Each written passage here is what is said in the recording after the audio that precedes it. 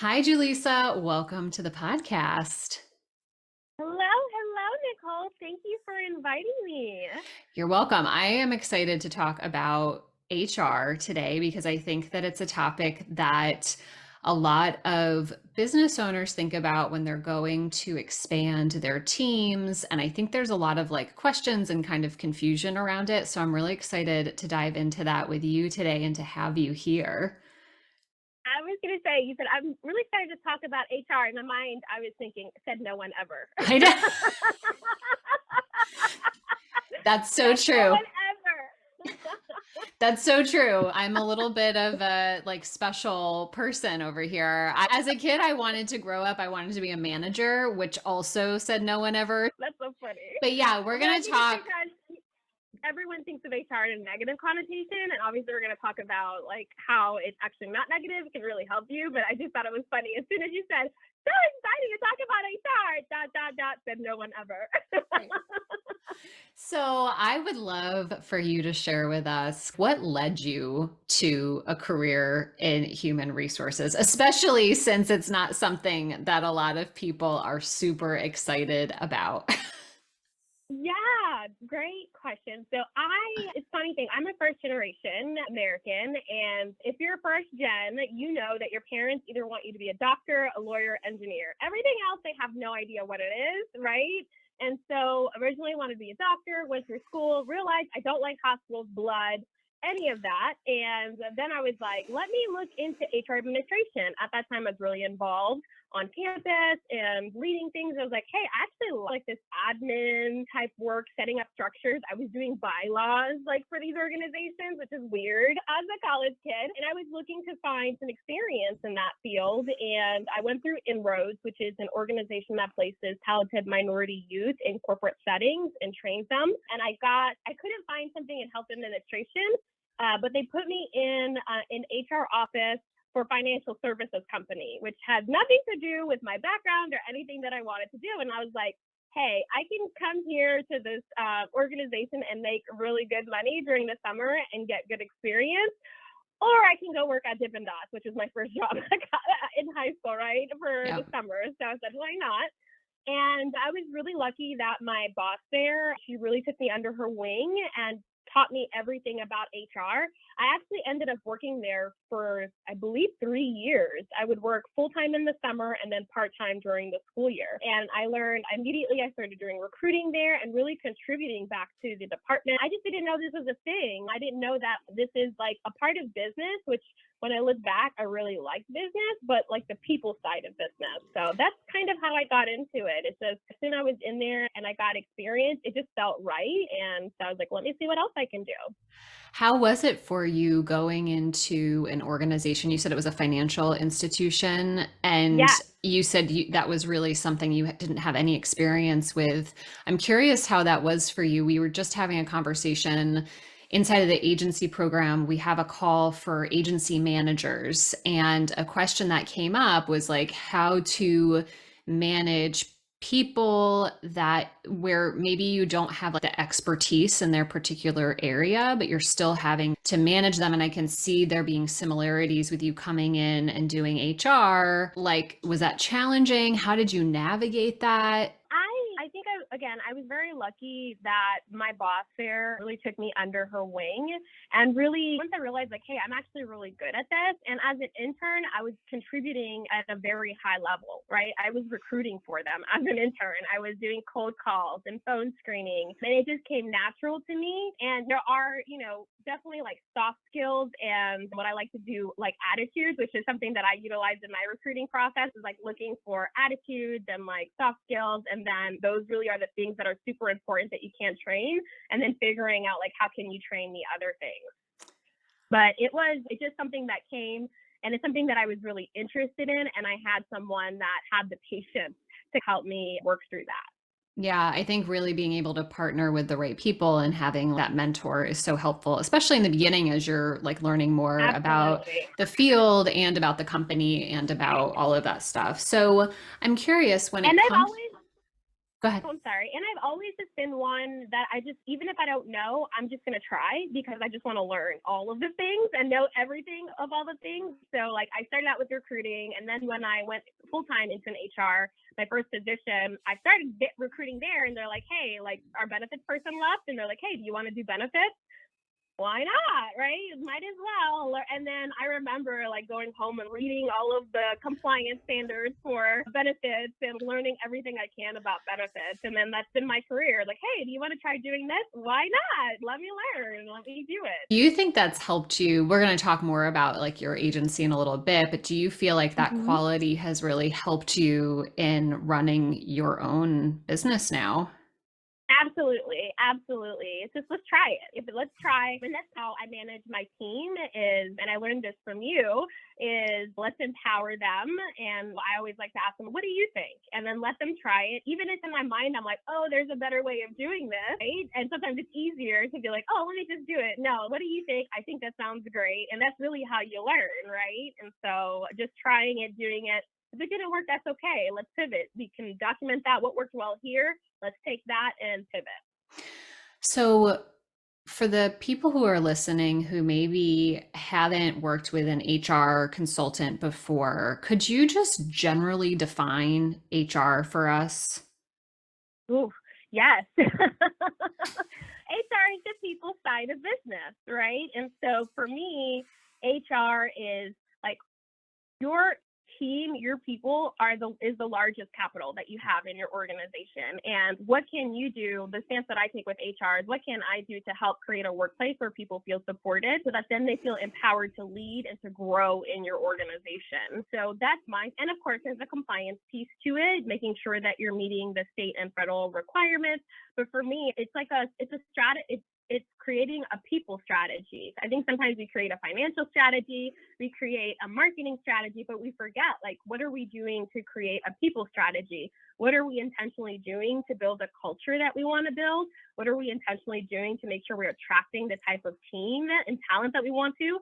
And what are we doing to develop and grow this talent and this team as we grow our agency?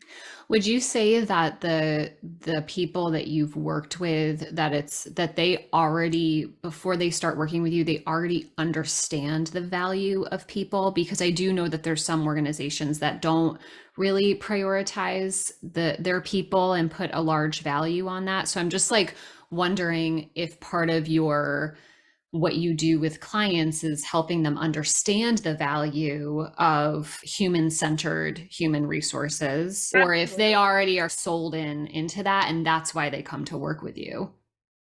Yeah. So I think for the most part, that's something that I look for is how well with my ideal clients, I make sure like how are they treating their employees? Like how are they, when I go onto their website, am I seeing images of their team? Are they presenting their team? What type of benefit offerings do they have? Are they values driven? And I'm also going to take on Glassdoor. I'll take a look at Glassdoor. What are their employees saying about them? So I think for me, for the organizations that I work with, I already like for them to already have this type of values or people-centered mindset because it makes us working together a lot easier. For those that may not be there yet, I think they want to be there. They just don't know how to get there or know that it's important. And so for me, it's just like helping to showcase the ways that they can improve maybe their current policies or structures in order to keep their team.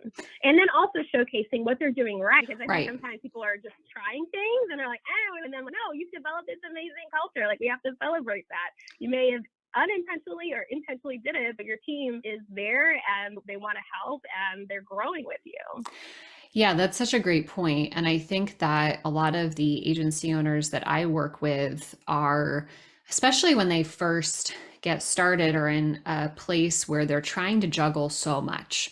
They're trying to Mm-hmm. juggle, typically, they're still a part within the realm of client work. They're bringing on team members, they're leading their clients, they're learning how to lead team, and they want to create a culture for, they value people. I'm the same way. I only work with people who Mm-hmm. value people. I mean, that's a prerequisite. But sometimes I know that I value people, but I want to make sure that all of the practices that we have in place really demonstrate that. And sometimes there's people, you're doing things like you said, some things are intentional and some things are unintentional. You don't even realize that you might be doing something that that might not be serving the people, and by bringing in somebody or having that awareness, you're able to make some changes. But I'm just curious, like for a small business or agency owner that's trying to create a better environment for their team while also doing all of these other things, where do they start? You mentioned people strategy, like where might they even begin? So I love to go through what I call, it's not what I call, it's called the employee engagement life cycle. And so what that is really taking a look from the very first time someone knows about your organization until they potentially leave or grow in your organization. So the very first step in that cycle is attracting talent. And that is, what are your policies looking like? What is your culture like? I think a lot of us, I have experience in working in a toxic workplace, which is why I am so passionate. And in that toxic workplace, it really affected my mental health at that time in a very negative way. And then I went to an environment soon after that where I was very empowered and I could bring my full self. And I saw just how much empowered I felt and how much that changed my life to a 360, right? And so that's why I'm personally very passionate about creating workplaces where people feel supported, because I've been there. I've been in a workplace where I didn't feel supported, or I felt like I couldn't grow, or I felt like I was misunderstood. And so the very first place I always love to start is attracting. Let's take a look at your policies. Are they clear? Is there a potential for bias?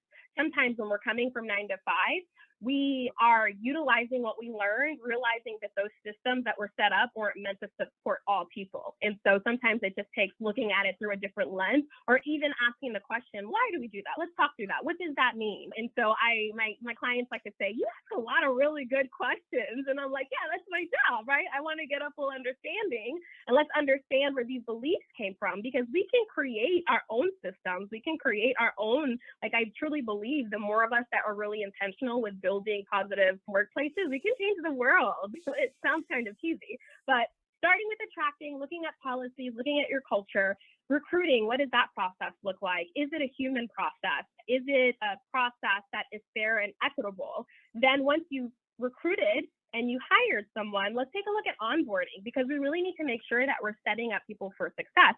I feel like sometimes when we need help, we are in a rush to get that help. And then we kind of fail that new hire because we don't have the time or the capacity to truly support them and set them up for success. And then they're unhappy because they're like, oh, what did I do? What did I do? I feel like I don't belong here. I'm not getting anything. And then you're upset because they're like, you're not getting, why did I hire this person? I feel like I'm having to do more work. So it's just really creating an onboarding plan and taking a look at that, making sure that you're setting up people for success. And then once they're onboarded, developing them. How can we continue to make sure that we're growing our team members, that we're empowering our team members, and then promotion, right? And what are those things that we can do to promote from within, to make sure that our team members want to grow, to develop them? What types of trainings do they need? And then termination, right? Is the thing, if it's not working out, that's okay. It just means that maybe they're not a good fit right now. And what does that process look like? And then going back through that cycle again, the attracting, on recruiting, onboarding, developing, promoting, potentially terminating, and then attracting again. That was a long, drawn-out response, but that's kind of where I start. Is let's start at attracting. Let's look at your policies. Let's look at the communications that we give, the expectations, the communications, making sure that they're clear for your team members, and making sure that we're providing in different methods, because as we all know, we all learn and take information differently. And so sometimes you may provide a guide and you're like, I provided this guide, it has everything they need, but that may not be the way that they take in information. And we provide other ways to make sure that we're inclusive of all learning styles. That's super interesting. So what I'm hearing in that, for the business owner that's just getting started with trying to figure out, like, how can I improve the human experience at my company or for everyone, really taking a look at expectations and are they clear? And I love what you shared about the learning styles. So I think it's, especially when you have been doing what you have been doing and delivering client work for so long, sometimes you're just like, why don't they get this? I could do this. I could do this in an hour and it's taking them 3 hours and they're not even doing it right. And a lot of times it's because it's so second nature to you. And you have a very specific way that you learn that you're not necessarily, sometimes like the expectations haven't even been communicated, especially if you didn't have a job post or have any expectations when you Absolutely. hired. And then I think it's like also if things aren't going well, going back and examining why, having those conversations, seeing what's happening. Absolutely. And I think I've shared this with you before. I'm an assessment queen, and I have my team take all of the assessments. We're taking DISC, we're taking Colby, we're taking Myers-Briggs, we're doing Enneagram. And it's so funny because I will find myself like if I see something and I'm like, oh, that's not what I was thinking, or that's not what I wanted. The first place I look is how did I communicate? Did I actually say, for example, when I tell my team members to review a document, I was like, just review this document, tell me your suggestions. And then I realized they're not thinking like me. They're not. And so now I'm like, okay, ask these questions as you're reviewing the document, right? And I'm assuming something. I have to tell myself, stop assuming that they know. Just go ahead and spell out what you want. Totally. And I would say start even before you hire someone. Like definitely start devoting time as stepping into that CEO role, even if it's just you, to start really strategizing when it makes sense to bring someone on and who to bring on, and then preparing to bring them on. So that way, when you're onboarding them, you're setting them up for success and you have the time to do that. Again, I think we said earlier, sometimes you need help and you're hurrying up, going through the hiring process, hiring this person, but then you're not setting them up for success.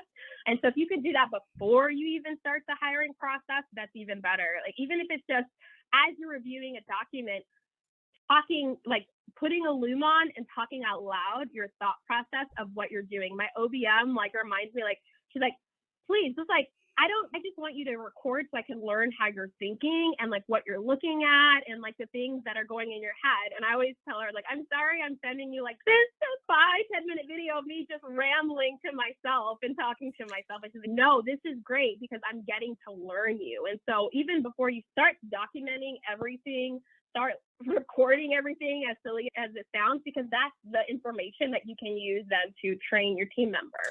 I remember doing that when I had my project management agency, and I would just go through different clients' like project plans as I was creating them and talking through why I was putting certain things where I was putting them and why I was setting like certain dates for certain tasks and how it was different from one client to another. And those videos were quite long. Eventually we did shorten them and make them a little bit more like easier to digest, but it was, especially in the beginning, so helpful because they were really able to see the full picture. It sounds to me like this is something that you can implement regardless of whether you're employing contract or employees or a combination. Absolutely. Because they're still a part of your team, technically, right? I have a mix of both part-time and contractors, and my contractors have now been with me for over a year, and they're growing with me. Even though they're contractors, they're growing with me, and they're developing and are able to take on even more.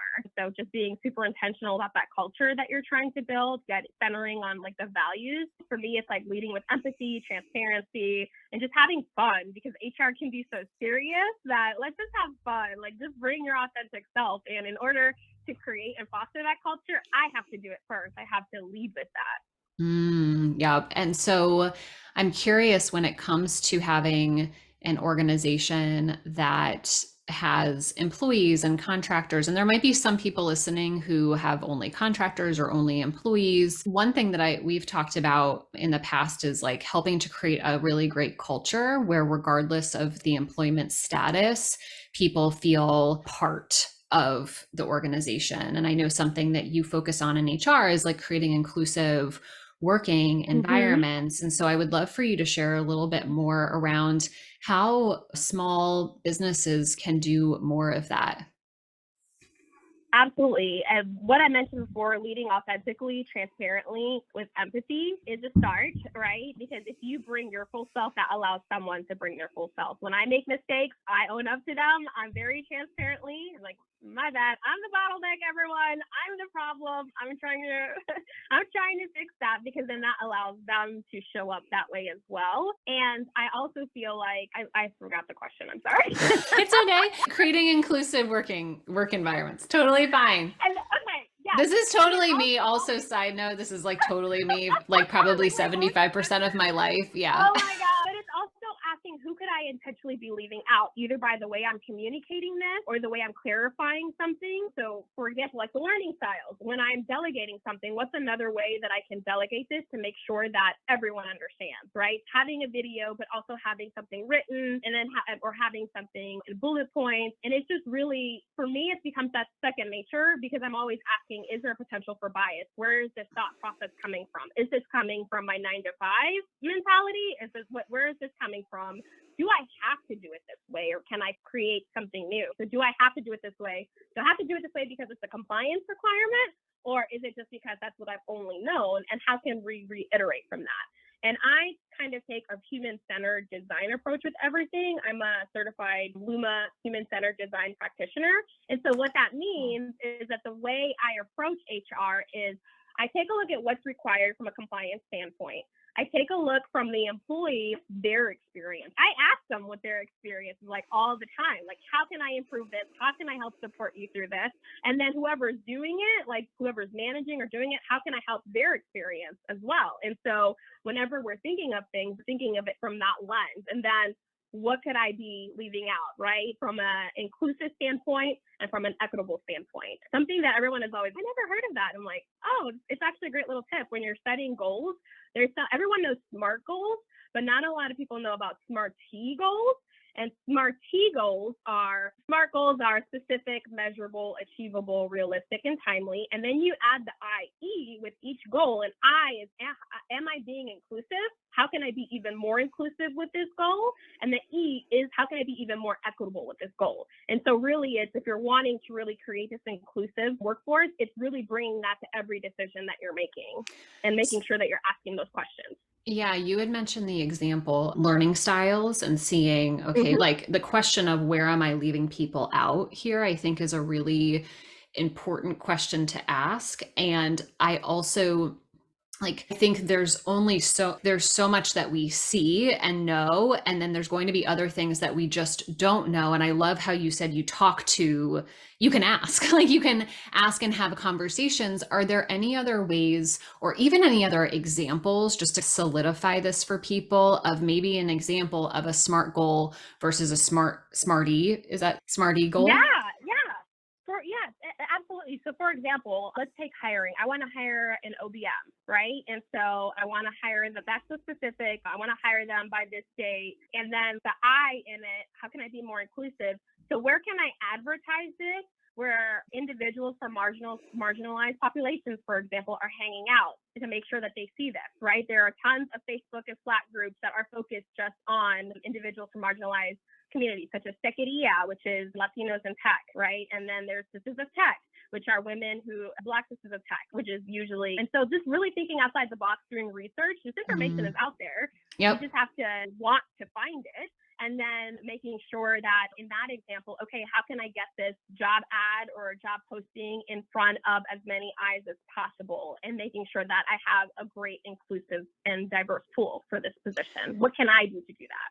I love that. And I like that that would be an acronym, right? I'm so bad with acronym. Yes, it's SMARTIE. It's SMARTIE.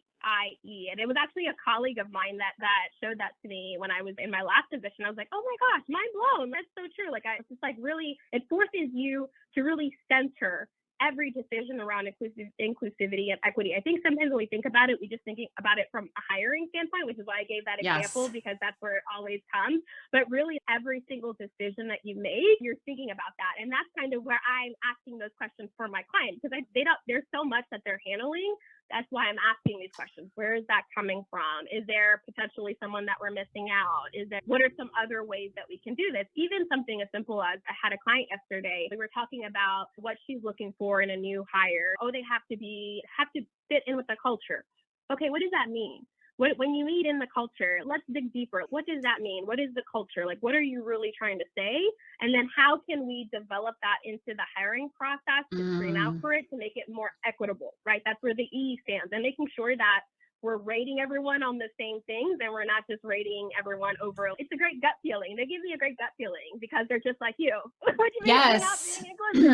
Yeah, it sounds to me like it's just being very specific, and which allows you to be more intentional. about what you are doing and being able to constantly ask yourself the question. And this is something that's a practice, right? It's something that like you can constantly figure out ways to set like some of these goals and to be more inclusive and more equitable. It's not like this destination, right? It's something that you Right. continue to develop. Another example is maternity leave, right? So something that I talk through with my clients is like, why is it maternity leave? Are we saying that someone that may be a non-birth caregiver is less than a maternity than the person giving birth? There are so many family situations out there. Who are we unintentionally leaving out or making feel less than when we're naming something as maternity leave when we can just say parental leave? And that's now all inclusive. And then spelling it out before someone asks for it, that's inclusive of not just maternity, paternity, but any non-birth caregiver that needs the time can take that. So that's another example outside of the hiring aspect of, are we really being inclusive here when we're looking at that policy? Is this an inclusive, equitable policy? Another example, bereavement leave. I hate this policy because it's so antiquated, where a lot of us take things from 9 to 5. Bereavement, if someone passes away, you get like 3 to 5 days. And a lot of policies will say you'll get 5 days if it's a primary, if it's a parent or spouse, and you'll get 3 days if whatever, like someone else. And it wasn't until at my last employment, I worked for a veteran service organization, and a lot of them developed very deep relationships with their fellow servicemen. So when something happens, who am I to say that this person wasn't a brother to them, right? And that they can only have this much time off. And so it's really, really that's what I mean, like questioning everything. Why do we do these things? Why are we putting these restrictions? Is it something that we're taking from something that we learned? Yeah. And I think it's also just to your point, the information's out there and continuing to just educate yourself around it and constantly questioning these things. I did see the bereavement. I hadn't even really thought about it. At our company, we don't have like different categories for time off, but we did when I worked in corporate. And I don't think we needed to define who it was. But after looking at some of that information, I think it was shared I literally just read this thing on bereavement and on LinkedIn. Maybe you posted it, or I don't know, something was happening on LinkedIn. I'm just getting back into it. And I was just like, you know what? I never even thought of it. And another thing that I thought was really interesting was unlimited time off. And we might have had this conversation inside of agency where it discourages people from taking time off because there's not like the boundary set and people don't know what the expectation is and then feel bad asking. And depending, I think it probably depends on the culture of the business, but also it's like, how could we make this more supportive for the people who are here? And I have unlimited time off, and I did that because I thought it was going to be such a great benefit for people and that I trusted my team. And we have I have a team of 1 employee. We have a great dialogue. And I think it would be a good conversation for me to have with her to say, would you like me to how do you feel? Do you feel comfortable asking for a time off? And absolutely, because I was doing it with the intention. Yeah. Remember, taking it back to the employee engagement cycle, that's the attract. Let's take a look at our policies. Let's ask our employees. When I started engagement with a client, I don't only just say, hey, what do you want to change? I ask to speak to the employees, whether it's survey or focus group, because I want to make sure as we're making these policy decisions that we're really centering their needs and we're taking like, what do they need? And it's interesting. I had one client, they were like, we need policies. We need guidelines.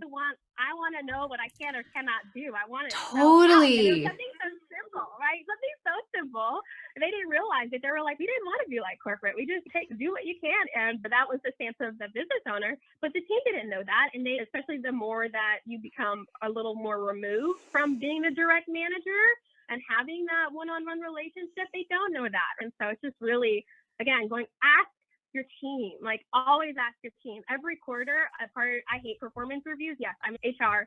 I hate that term, performance reviews. I call it a quarterly check-in. And so during that time, I'm asking, like, what are things that really made you feel supported this quarter? What are some things that we did that you done that really made you feel supported? And what are some things that didn't make you feel supported? And then I always ask them, like, from on a scale of 1 to 5, how supported are you feeling? And then during our conversation, really digging through that and really getting an understanding of that, how we can support. Because the more you support your team, the more you can delegate to them and the more you can focus on growing your business. Okay, let's bring that back. Like, the more you can retain your team and have them grow, the more you can like start to take a step back from client delivery.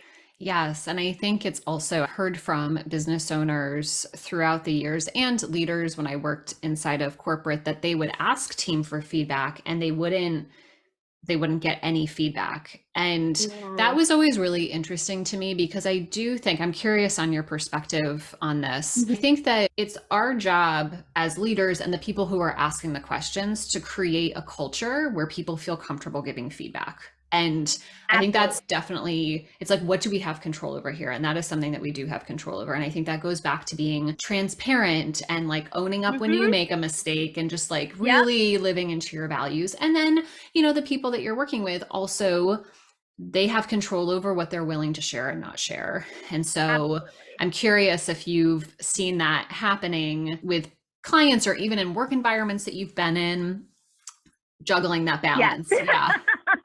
I see it in workplaces, and that's why I've done the exact opposite Yeah. as I've been building my business. I remember being like, behind the doors, and only certain people knew certain conversations, and you only needed to know what you needed to know.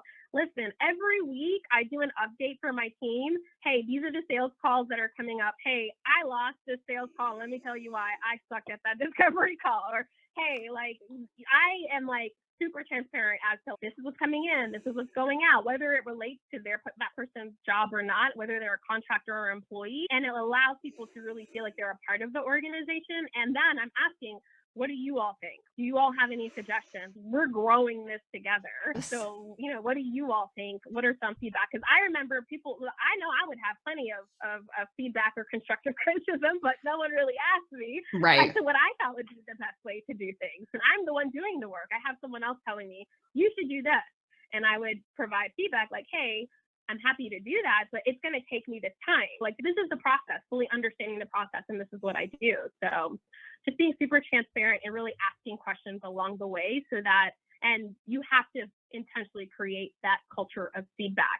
And if you ask for feedback, can't move forward with it, let people know. Hey, great feedback. Unfortunately, we can't do this. Here's why. But definitely going to add this to our list of things to do, because sometimes people just want to be heard and they don't want to just give feedback and nothing happens. I know with our team, like as people are saying things in our weekly check-ins, making sure that we're making those changes, and if we're not, providing feedback as to why we can't at that time. So I would love to shift now to talking a little bit about your agency and your journey, and curious, I know over the past year that you've gone through some like changes Oh and my God. transformations, and I'd love for you to share what some of the biggest shifts were for you this year inside of your agency. Woo.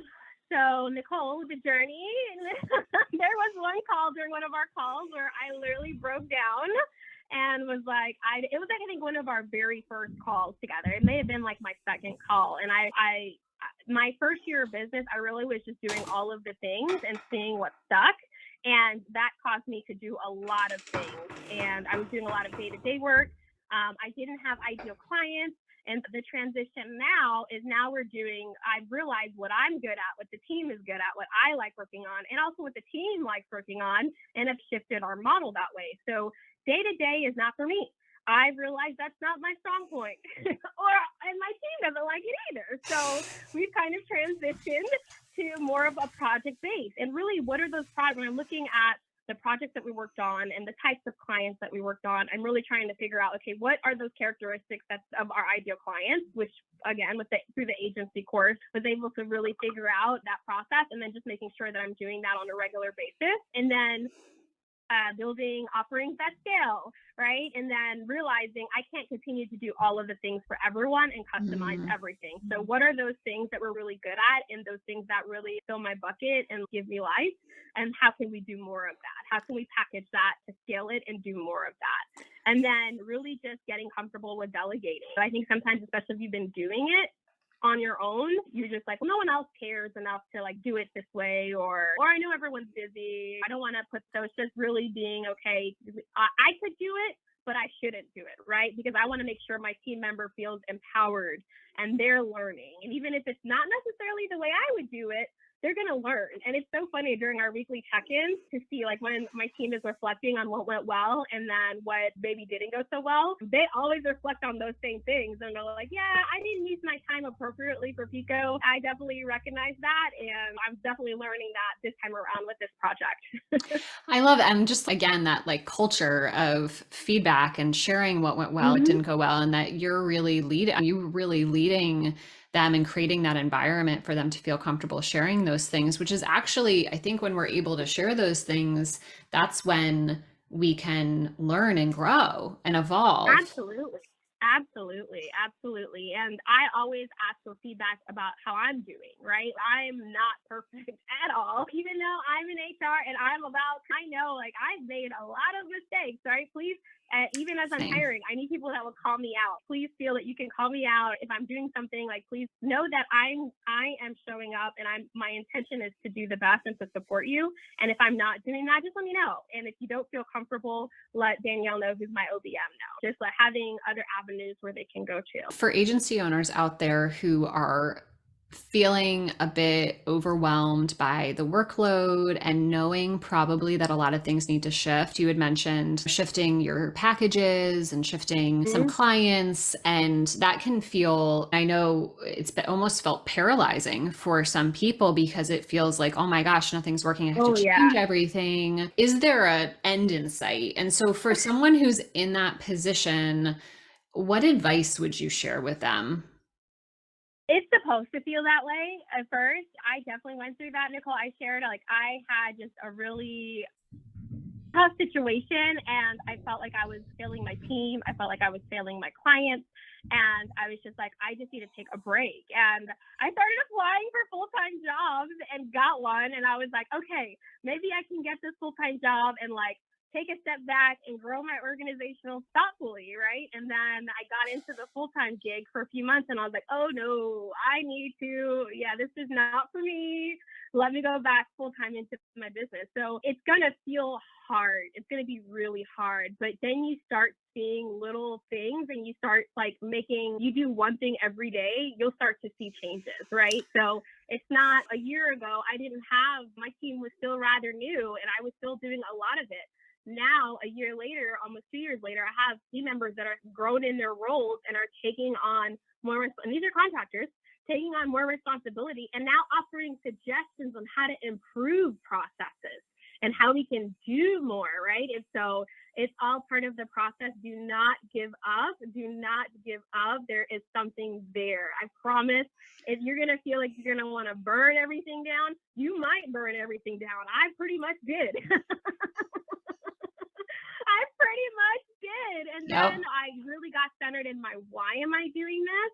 And then got clearer on who I want to serve, what we want to do. And I'm like, okay, let's go full steam ahead. And that has really paid off. And it's just been really exciting to see it grow. Yeah, I love that you say just expect it to be hard. I think that Mm-hmm. we go into these situations sometimes. I know even I do this where it's like, where's the magic pill? Like, I just want the magic pill to make this all go away so that I don't have to go through any like feelings of discomfort. And I Right. think that by having that mentality, it can actually make it worse. And so I think that just by expecting it to be hard. I was just having this conversation with a friend about something totally personal, but I was reflecting back actually on my journey having my son, and it was very challenging, especially during the first year. And I was reflecting back and sharing. I've realized that anything great requires struggle and Yeah. requires challenge.